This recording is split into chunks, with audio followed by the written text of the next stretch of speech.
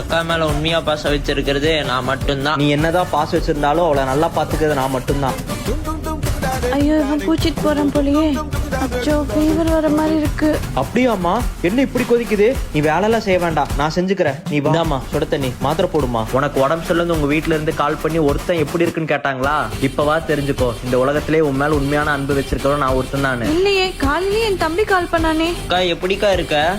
நான் நல்லா தான்டா இருக்கேன். நீ எப்படி இருக்க? நானும் நல்லா இருக்கேன்க்கா. நான் நல்லா இருக்கேன்னு சொன்னது காரணம் நம்ம அக்காவுக்கு உடம்பு சரியில்லையே, நாம கஷ்டப்பட கூடாதுன்றக்காங்க. நான் மட்டும் கஷ்டப்பட மாட்டேனாக்கா? நீ ஏன்டா வந்தா? நான் நல்லா தான் இருக்கேன். பேசும்போதே உன் குரலை வச்சே கண்டுபிடிச்சிட்டேன் என் அக்காவுக்கு உடம்பு சரியில்லைன்னு.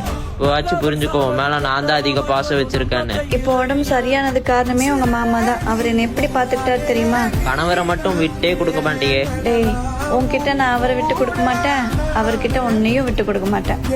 ஏன்னா நீங்க 2 பேரும் எனக்கு கடவுள் கொடுத்த வரோம்.